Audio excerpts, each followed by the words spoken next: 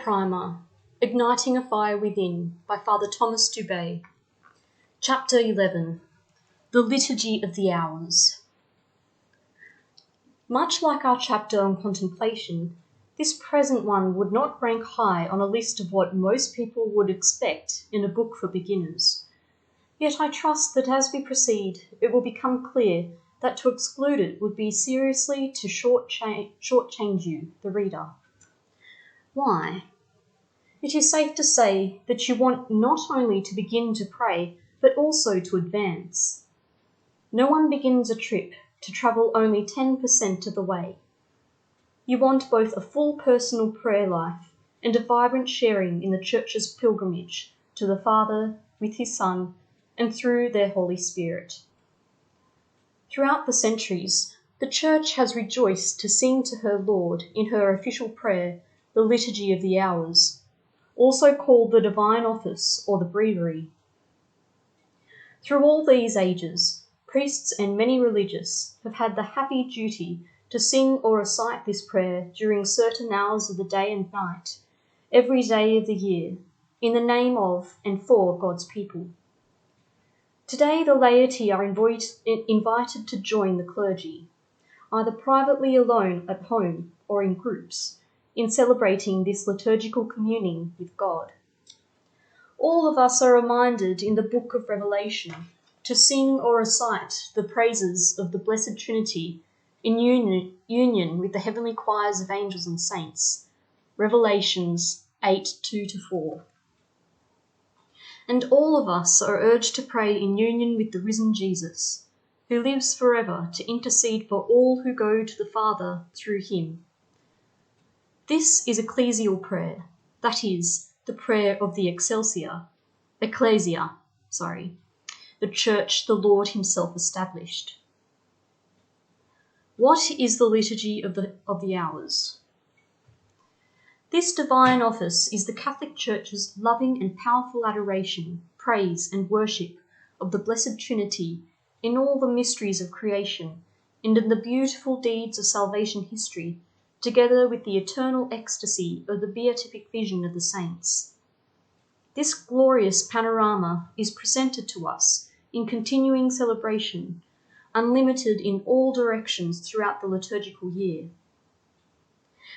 We not only see this unfolding drama as spectators, we share in it and are immersed in it, both in the Eucharistic sacrifice and in the Liturgy of the Hours.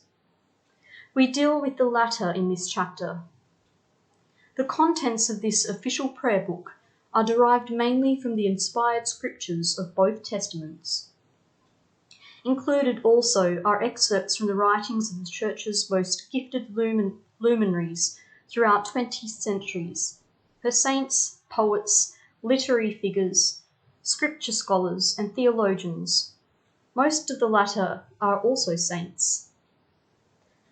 Liturgical specialists in recent decades have worked under the guidance of leadership in the Church to arrange competently and artistically selections from all these sources into the coherent whole we admire and use today. These two intimately intertwined fountains of scripture and tradition explain the unique taste, fragrance, charm and power of the Liturgy of the Hours. Thus the hymns, psalms, antiphons, readings and prayers are chosen and composed to explain and celebrate the seasons and feasts as they unfold throughout the year. These combine to present and aid us in reliving the principal events in and the stages of salvation history. There are also, of course, many linkages interwoven between the Liturgy of the Hours and the daily Eucharistic sacrifice, not only in texts, but also in the deep contemplative love that burns in the faithful ones who celebrate both of them. Expressing this enrichment. The spiritual wealth of the Liturgy of the Hours cannot be expressed in a single sentence or paragraph. Thus, for the sake of both clarity and brevity, we shall distinguish a number of ways of explaining this lush superabundance. The celebration of this public prayer of the Universal Church is at one and the same time the united prayer of God's people throughout the world, and thus is never-ending in each successive time zone. We, as her members, in a flowing continuity praise, worship, love, and petition the Father through his Son and in their Holy Spirit. A hymn of praise that Jesus' community has been singing throughout the centuries. We join the angels and the saints, our ancestors and companions, in their eternal rejoicing in our triune God. A divine human dialogue in which God speaks to his people in his inspired word and through the church he founded to do this, and his people reply to him in song and prayer. A worldwide celebration of Trinitarian truth, goodness and beauty, joining with the heavenly choir in its delightful immersion in divine beauty. A means of sanctifying the whole day, morning, midday, afternoon, evening and night, and even the middle of the night for those who offer the office of readings. Then, an organised communal prayer celebrated with the leadership of a priest, or by members of a religious community, or by individuals in any state of life. In differing ways, all these participate in the official worship of the mystical body spread throughout our global village. An overflow from the endless riches of the Eucharistic sacrifice we have just celebrated, and a preparation for the wealth of tomorrow's Mass. A voice of Jesus himself praying in and for each one of us, and for all of us together. Historical enrichments. Besides being rooted in the inspired scriptures, the divine office has gradually been formed, enlarged, and enriched through the centuries.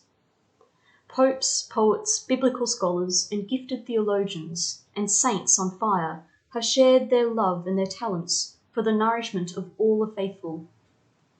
In our own day, Pius XII undertook the updating work of liturgical revision, the principles of which were formulated by Vatican Council II.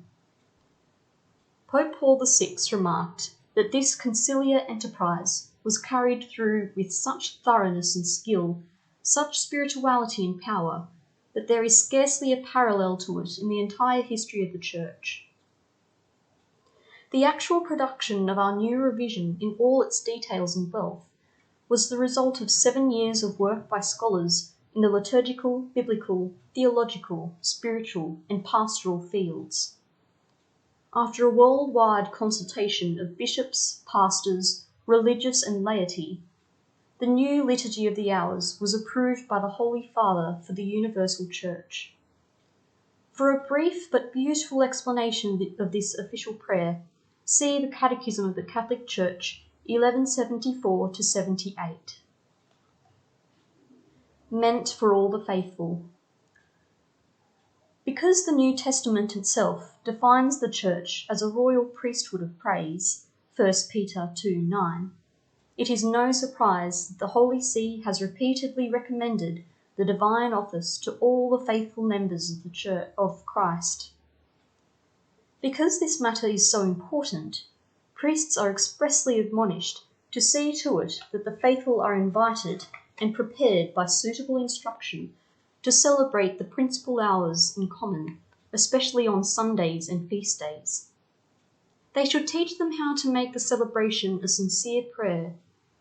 They should therefore give them suitable guidance in the Christian understanding of the Psalms, so that they may be led by degrees to a greater appreciation and more frequent use of the prayer of the Church. There are many varied settings and circumstances in which all members in their various states in life can participate in being the Church at prayer before daily Mass in the local parish, in each home, in neighbourhood meetings, in a convent or rectory or nursing home gathering, in family reunions, during anniversary celebrations. It is significant that the ordinary family of husband, wife, and children is worthy of special mention by the Vatican. The Congregation of Divine Worship, in its document on the Liturgy of the Hours, states that it is desirable that the family, the domestic sanctuary of the Church, should not only pray together to God, but should also celebrate some parts of the Liturgy of the Hours as occasion offers, so as to enter more deeply into the life of the Church. Yes, indeed, where 2 or 3 are gathered in my name, there I am in their midst.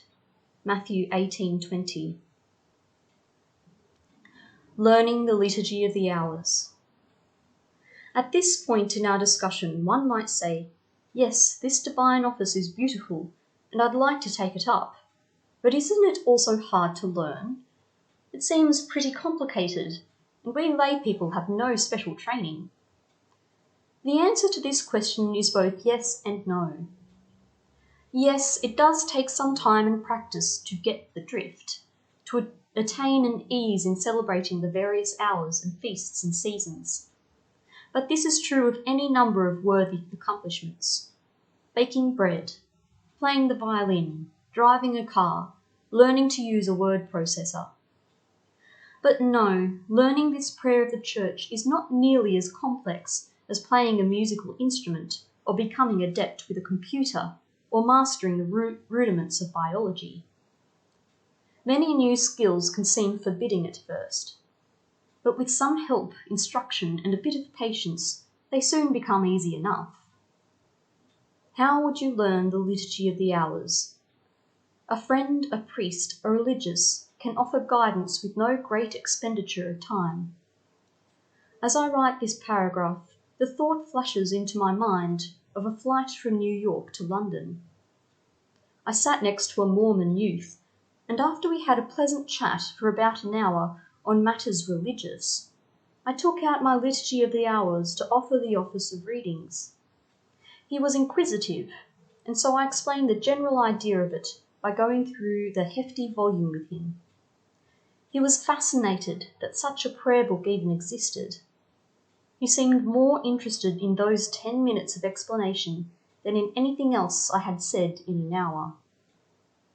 But back to answering the question interrupted by the flashing thought. In addition to the help another person can offer you, instructional materials, a booklet or pamphlet, should be available at Catholic bookstores. You will find some directions in the text itself. Joining a parish group and learning by participating with others can be a pleasant and smooth introduction to this mine of devotion and personal growth. Hints for celebrating well. Because the Psalms have so prominent a place within the divine office, one does well to seek a better scriptural formation and understanding of them by instruction and personal study, in accord, of course, with one's own individual capacities. Meditation on these inspired prayers, verse by verse, will enhance one's grasp, taste, and appreciation for them. A growing daily personal enrichment naturally follows. By their character, the Psalms are poetic and musical. They are songs even when we recite them. They are likewise aimed mainly at moving hearts and wills. Therefore, whether we recite or sing them, our spirit should be vibrant, loving, and joyful. We are a celebrating people, rejoicing in the Lord always. Philippians 4:4. Even though the Liturgy of the Hours can profoundly nourish the individual person, we recall that we are praying in the name of the universal temple of the Spirit, which is the Church.